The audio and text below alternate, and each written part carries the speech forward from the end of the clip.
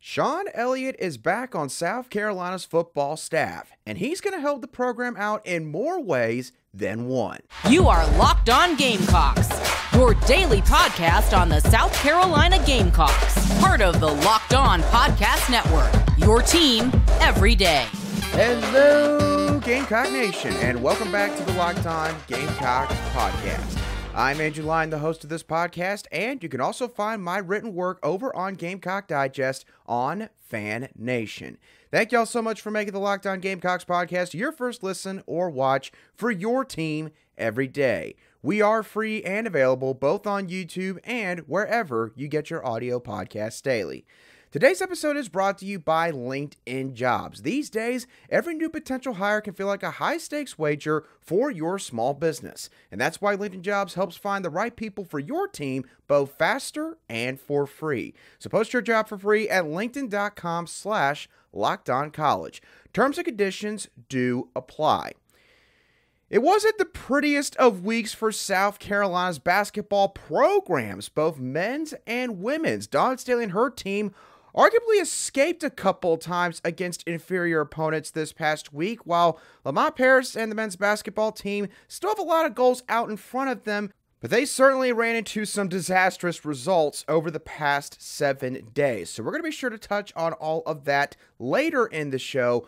But before we get into all of that, I do want to talk about a piece of good news for South Carolina athletics, as the football program officially hired Shawn Elliott back onto the staff. Shawn Elliott's contract was approved by the university's Board of Trustees this past Friday. He is going to be the Gamecocks' new tight ends coach and also will have the added title of run game coordinator. And Shane Beamer and South Carolina's offense are going to greatly benefit by adding Shawn Elliott back into the fold here at South Carolina.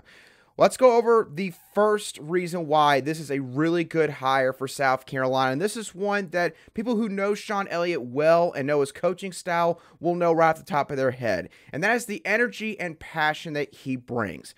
There are very few coaches out there, I would say, especially nowadays, that are going to be quite as animated as Shawn Elliott. But when people think about that, they think of sort of more of an old school kind of approach. They might think of a guy that, curses out his players maybe a good amount more that a lot of coaches do now going through the ranks. But Shawn Elliott, he's just essentially the kind of coach that's going to make you want to run through a wall. He's a guy that's not afraid to get up in your face in pregame warmups, not afraid to kind of get into a shoving match with you to get your juices flowing and get everything all fired up. And he's a guy that obviously displayed all of that when he was here in Columbia the first time around. And so while you can go onto YouTube or you could probably go on social media and find some old clips of Shawn Elliott, I'm going to play real quickly for you a soundbite from Shawn Elliott's pregame speech before the Gamecocks played Vanderbilt back in 2015. This was the first game that South Carolina played after Steve Spurrier retired and Shawn Elliott took over as the interim head coach. So just take a listen to the passion that Shawn Elliott brought to this speech. I've been prepared for this day my entire life to lead a great group of young men just like yourselves. And just like y'all been prepared to go out and play a damn flawless football game. Let nothing stand in your way today. Nothing. Nothing. You play with passion, energy, excitement. You play for one another. Yes, sir. You'll remember the rest of your life. The rest of your life. And I keep saying it, there's only so many times in your life you get to show your stuff. You get to show your stuff. Well, by God, today is the day we show our stuff. I'm proud. Our coaches are proud. Man, it is energetic, and I'm thrilled to be here. I would rather be no other place in the world than be with you right now in this situation. I challenge you, I challenge us to step to the plate and make this the time of our life. The time of our life. The time of our life. You could just feel the hair raise up on your neck when you listen to Shawn Elliott and the energy that he is bringing with that speech. So, obviously, that's the first thing that Shawn Elliott is going to bring, is he's going to bring passion and he is going to bring energy, whether it is the film room, the weight room, the practice field, or obviously the locker room on game day. Now, there are also a couple of other benefits that Shawn Elliott is going to provide for South Carolina's football program in his return to Columbia. The next thing I want to talk about is his head coaching experience. And this is something that should not be overlooked here, because we have to remember, with Pete Lembo leaving South Carolina's football program to become the head coach at Buffalo just a month or so ago, Shane Beamer, at that point, he had no coach on his staff with previous head coaching experience at the college level. And that remained the case even after all of the new hires that Shane Beamer has brought in over the past several weeks. But Shawn Elliott, he changes all of that, because Shawn Elliott, of course, he was the interim head coach for South Carolina for their final 6 games in the 2015 season.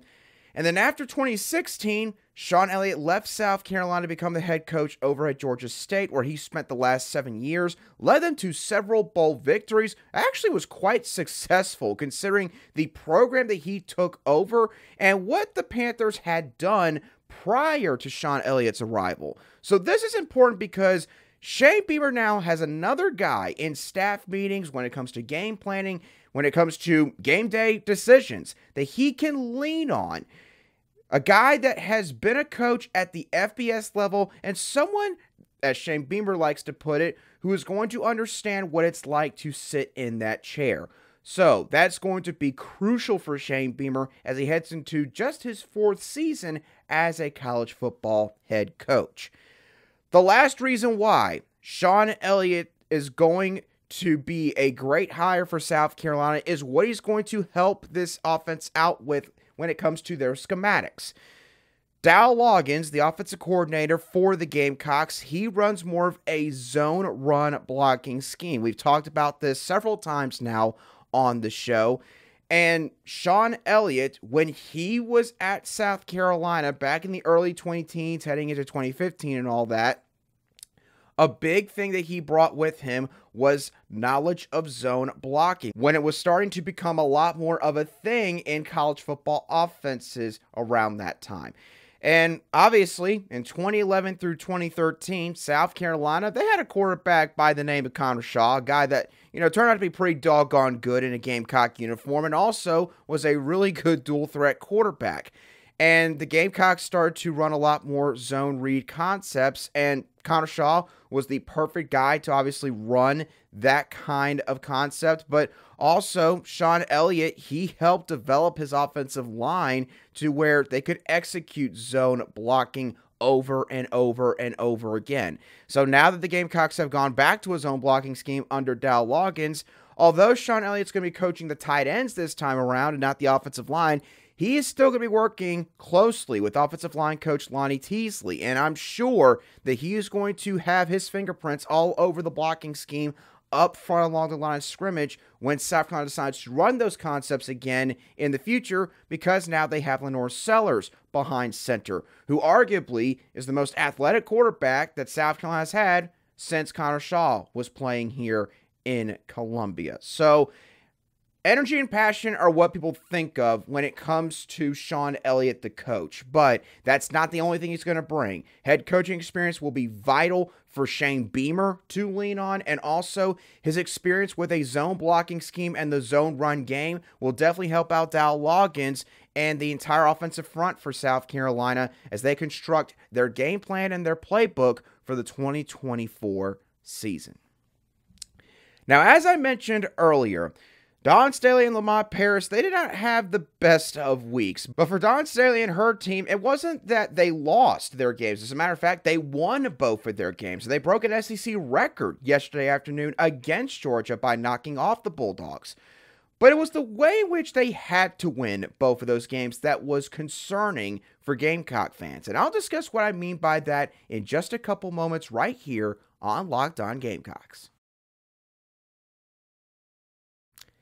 Today's show is brought to you by LinkedIn Jobs. When you're hiring for your small business, you want to find quality professionals that are right for the role. And that is why you should check out LinkedIn Jobs, because LinkedIn Jobs has the tools to help find the right professionals for your team, both faster and for free. LinkedIn has a vast network of more than 1 billion professionals worldwide, which makes it the best place to hire. Hiring is easy when you have that many quality candidates. So easy, in fact, that 86% of small businesses get a qualified candidate within 24 hours when they use LinkedIn Jobs. So, if you want to avoid letting your competitors get an advantage on you when it comes to the hiring process, be sure to post your job for free at linkedin.com/lockedoncollege. That's linkedin.com/lockedoncollege to post your job for free today. Terms and conditions do apply.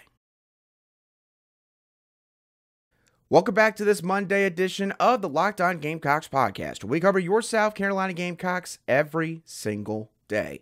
And as always, a big thank you to each and every one of you everydayers who make the Locked On Gamecocks podcast your daily watch on YouTube or your daily listen wherever you get your audio podcasts daily.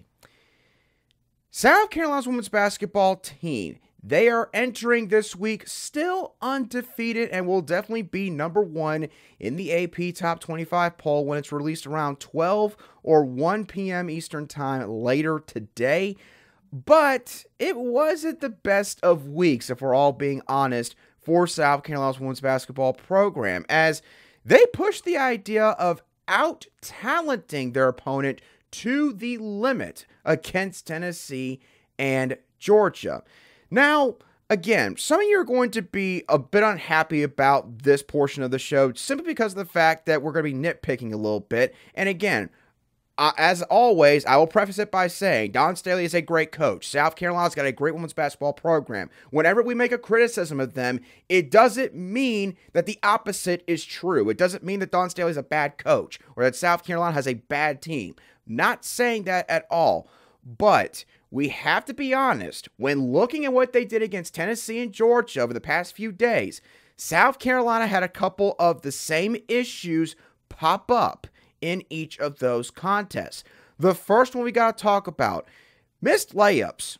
South Carolina is a team that for the past 4 or 5 years, they have leaned heavily on getting their points in the paint area, or right there in the paint area or outside of it on the baseline.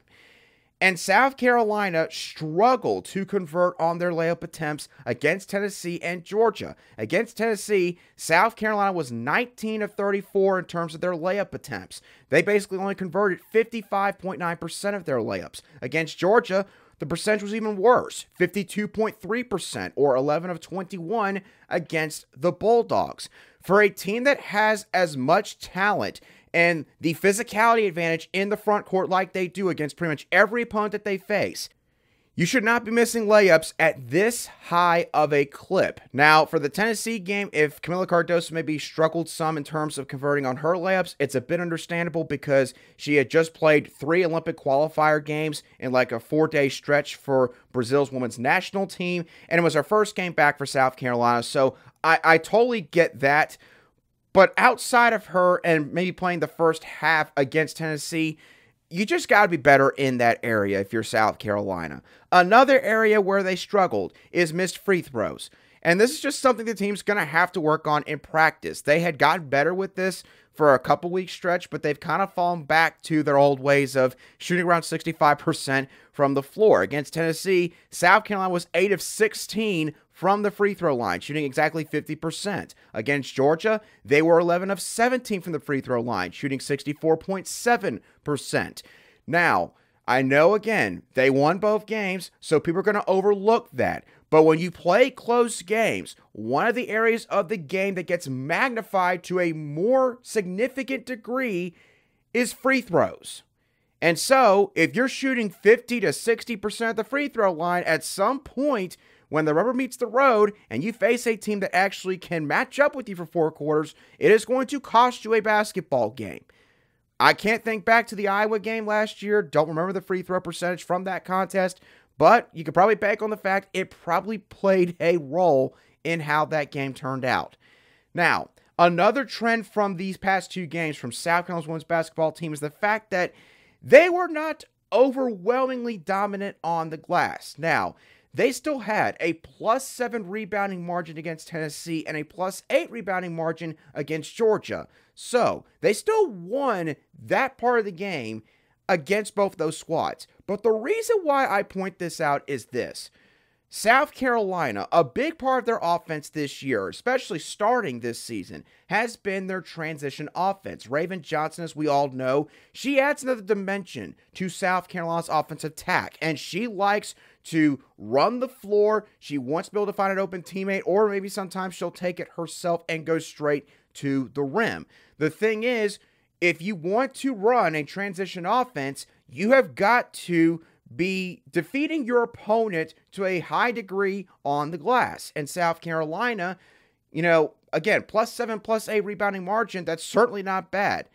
But if you're not getting at least +10 or +12, South Carolina's not able to attack to the fullest effect in their transition offense, which means they're stuck more in a half-court offense, which is how a game like Georgia plays out, where the game is a lot closer than it should be about 30 minutes into the game, because Georgia's running a zone defense. South Carolina's not faced many teams all year that are that committed to the zone defense, and so therefore they make a bunch of bad decisions and mistakes when it comes to ball security.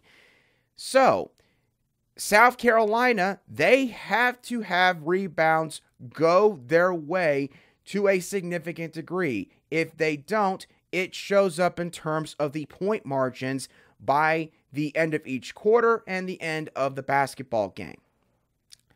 The last thing that I want to point out, and this is more of sort of how the game is actually flowing from the past couple of contests.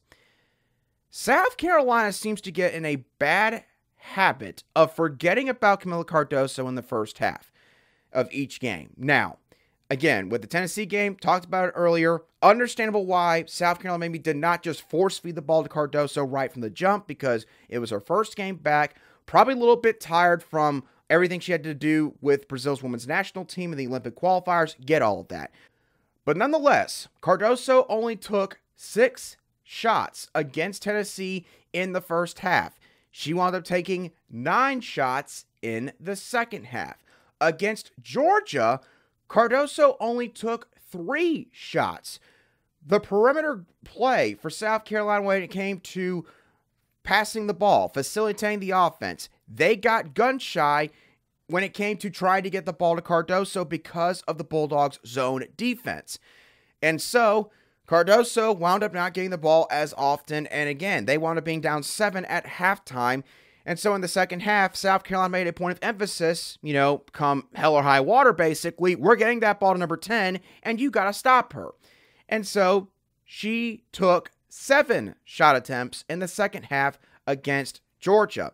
And I probably could have gone beyond just these 2 games. There have been plenty of games where in the third quarter, South Carolina offensively, it kind of reverts back to the way they played offense for the past several years with Aaliyah Boston. It's just basically, we're going to give the ball to Camila Cardoso because we don't think you have anybody that can stop her. The only person that can really stop Camila Cardoso is herself if she's missing a bunch of layups.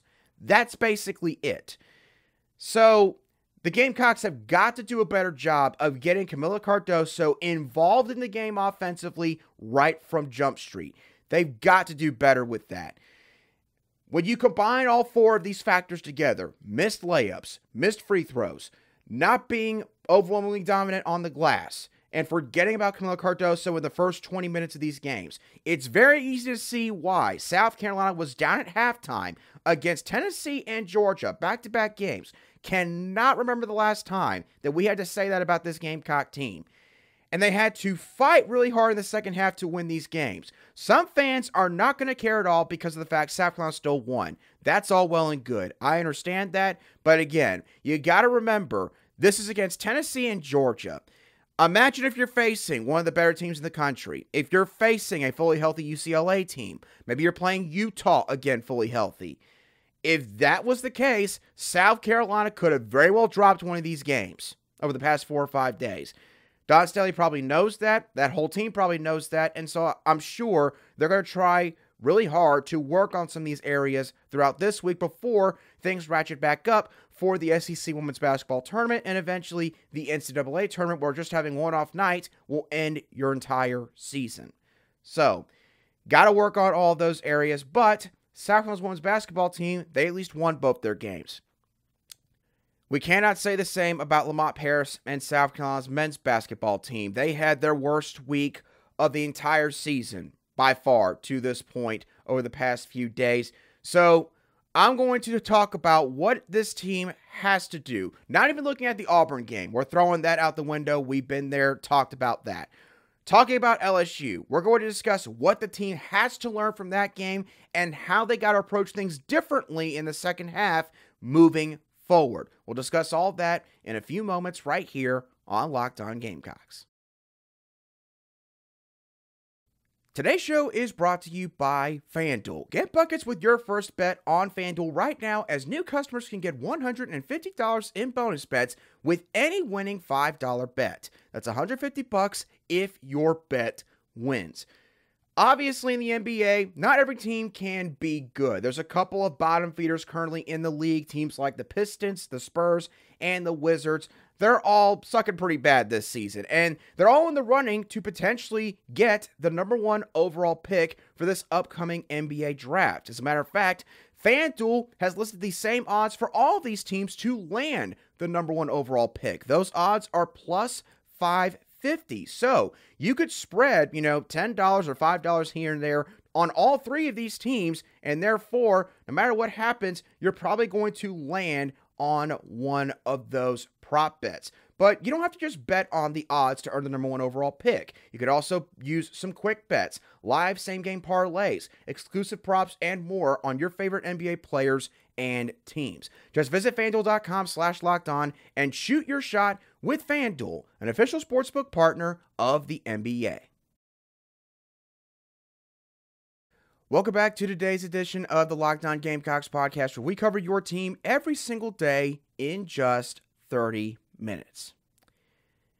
This past Saturday afternoon was a living nightmare for South Carolina men's basketball fans, as the Gamecocks at one point were up 16 points on the 12-12 LSU Tigers, and then slowly but surely over the last 16 minutes, through a litany of errors and mistakes, and also good play from LSU, they saw that lead dwindle down to nothing, and the Tigers eventually wound up winning the game by 1 point.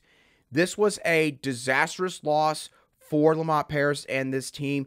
You could probably argue, depending on the circumstances that you want to look at, whether it was the final point margin or the fact that they lost to a 500 team and where they're currently situated, that this might have been the worst loss of Lamont Paris' tenure to this point. You legitimately could make the argument, and I would listen to it. And while it is important to remember that this team still has a lot of their goals still out in front of them, a lot of them still remain out in front of them, South Carolina's men's basketball team, we've got to say it, they've got to learn how to close out games. They simply have to. Now, I understand that you might look at the schedule and you'll look at all the wins, even the ones that have close point margins, and you probably say, Andrew, they won this close game and that close game. They won this game by 4. They won this game by 6. So why are you nitpicking this? At some point, we have to consider the fact that South Carolina is having to play in so many close games, that they're having to win so many close games, because they're not closing games out the way that they should. They're just not. So I'm going to give a few examples here of games where South Carolina had a lead and either let a team hang around and possibly come back, or even lost the game at the end. They led DePaul by 14 points with 10 minutes and 12 seconds left in that game. They saw their lead cut down to 5 by the 2:35 mark in the second half. DePaul, by the way, I think has only won 5 games at this point in the season. They fired their head coach because they were doing that badly on the court this season. They were up by 11 on Clemson with 15 minutes and 2 seconds left in that game. Wound up losing up in the upstate. They were never up by more than 7 points on Charleston Southern in the second half. of that game. Charleston Southern, same deal as DePaul. Haven't won many games this season. They were up by 9 points on Georgia with 12 minutes and 5 seconds left in their home matchup against the Bulldogs, and they wound up losing that game. At the start of the second half against Missouri in their home matchup against the Tigers, they were up by 10 points at the start of the second half. Missouri wound up taking the lead just 3 minutes and 9 seconds into that half. And then, just a week and a half or so ago, they were leading by as much as 17 points against the Ole Miss Rebels with 13 minutes and 53 seconds left in that game. Their lead was cut down to 2 points in just 6 minutes and 50 seconds. Basically, around the 7-minute mark, Ole Miss had cut the lead down from 17 to 2. This is a really bad trend for South Carolina's men's basketball team, and I get it. They have found a way to weather the storm multiple times this season. However, when you continue to play with fire, at some point in time, you're going to get burnt. And the Gamecocks finally played with fire too much on Saturday against LSU, and they got burnt for it. I don't know what to say about how they let these leads dwindle down to nothing. I understand basketball is a game of runs. You can't expect to be beating a team by 15 plus points for an entire basketball game. I understand that. But here's the point I'm going to get at. The last time that South Carolina played a complete game, where basically from the start of the game to the end of the game, you never felt like they were out of it, or you felt like they were in control of their own destiny for that one game. The last time we could legitimately say that South Carolina played that way was against Kentucky back on January the 23rd. They won that game by 17 points. You could also say that they did the same thing to Arkansas the previous week before they played the Wildcats at the CLA.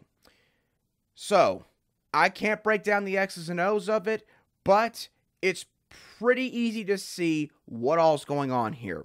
South Carolina has not been a good second half team when they have held the advantage. They just haven't. I can't tell you how much that comes down to coaching. I can't tell you how much that comes down to the way the players start to play the game when they know they've got a sizable lead. But it does seem like that in a lot of these games, some of these teams, they make one or two specific adjustments, and all of a sudden, South Carolina, they just cannot find an answer. And with the way Lamont Paris coaches, he does not call timeouts very often. He just doesn't. A couple of these games, he did call a timeout at some point to try and stymie the bleeding, figuratively speaking. But in other games, like the one against LSU, I don't think he called a timeout until the lead had been cut down to about 2 points, and then he called timeout. So, stuff's got to change. Stuff's got to change. And I hate to say it, that loss is going to be held against South Carolina when their resume is placed in front of the selection committee in March. This is the kind of loss that takes you from being a 4 or 5 seed down to a 7 or 8 seed. A quad 3 loss at home. And now you have got to avoid letting this snowball.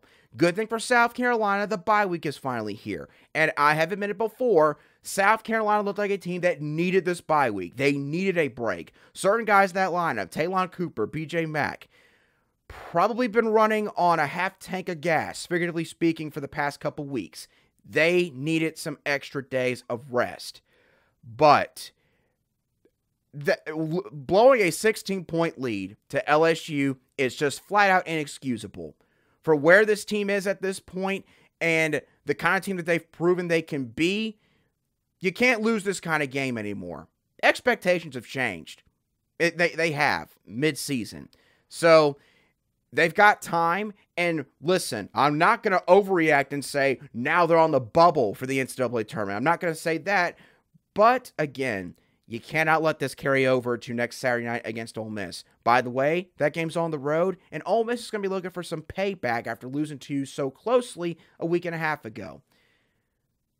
So, better get ready for it because it's going to be a really tough stretch. It's not going to get any easier for Lamont Paris and the Gamecocks over these last couple weeks of the regular season. With that being said, that's going to do it for today's edition of the Locked On Gamecocks podcast. Thank you all so much for tuning in. As always, What are y'all's thoughts on Shawn Elliott returning to Columbia and how he's going to help out Shane Beamer and South Carolina's football program? And what are your thoughts on how both of these basketball teams, the men's and women's team, played over the past few days? Let me know your thoughts down below in the comments section if you watch today's show on YouTube, or you can shoot me a direct message on X at @ALion_SC if you listen to today's show on an audio podcast app. As always, thank y'all so much for tuning in. Have a great rest of your Monday and a fantastic start to the work week. And I'll be sure to catch y'all on the next show of the Locked On Gamecocks podcast.